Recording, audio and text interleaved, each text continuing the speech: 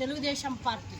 అదేవిధంగా చంద్రబాబు నాయుడు గారు ఈరోజు ఆయన వేరే రాజకీయ నాయకులు అయితే చెప్పేది ఒకటి చేసేది ఒకటి అవుతారు, కానీ చంద్రబాబు నాయుడు గారు ఏదైతే చెప్తారో అదే చేస్తారు. ఎందుకంటే ఈరోజు అత్యధికంగా బడుగు బలహీన వర్గాలకి స్థానం కల్పించి వాళ్ళే ఉండాలి, ఆయన ఒక్కటే డిసిషన్ తీసుకోరు. పార్టీలో ఏదైనా కానీ, పార్టీలో అయినా ప్రభుత్వంలో అయినా ఏదైనా డిసిషన్ తీసుకోవాలంటే అందరినీ కలిసికట్టుగా నిర్ణయం తీసుకొని పార్టీని అదేవిధంగా ప్రభుత్వాన్ని ముందుకు నడిపిస్తున్నారు. కాబట్టి మన ఆంధ్రప్రదేశ్ డెవలప్ అవ్వాలి అంటే ఇప్పుడు మనం ఎంతో కష్టాల్లో ఉన్నాం. ఎందుకంటే గత 5 సంవత్సరాల కాలంలోన మన రాష్ట్రాన్ని దాదాపుగా 30 సంవత్సరాల వెనక్కి తీసుకుపోయిన ఘనత జగన్మోహన్ రెడ్డి గారిది.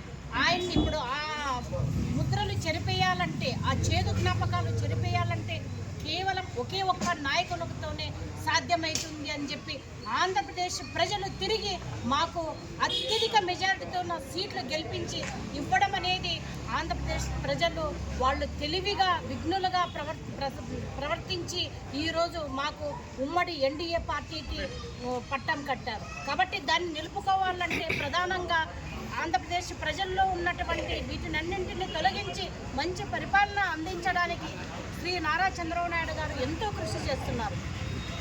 ఎందుకంటే 75 సంవత్సరాల ఒక వ్యక్తి మామూలుగా తాత వాళ్ళని అందరినీ చూస్తుంటాం. వాళ్ళకు 60-65 నిండినాయంటే ఎట్లా ఉంటారంటే అబ్బాయి ఎప్పుడు రెస్ట్ తీసుకుందాం అనుకుంటున్నారు. కానీ ఈ వయసులో కూడా చంద్రబాబు నాయుడు గారు ఈ 75 సంవత్సరాల వయసులో కూడా ఒక యువకుని వలె, అంటే ఈ మినిస్టర్లు ఎంత ఆయన అలసిపోయినట్టు మేము ఎవ్వరం కూడా, కార్యకర్తలైతేనే ప్రజలైతేనేమి ఎవ్వరం కూడా చూడలేదు. అంటే అంత కట్టునిట్టి దీక్షతో, అకుంఠిత దీక్షతో ఈరోజు ఆంధ్రప్రదేశ్ని ఎట్టి పరిస్థితుల్లోన మన దేశంలోనే నెంబర్ 1 రాష్ట్రంగా తీర్చిదిద్దాలనే ఏకైక లక్ష్యంతోన చంద్రబాబు నాయుడు కృషి చేస్తున్నారు.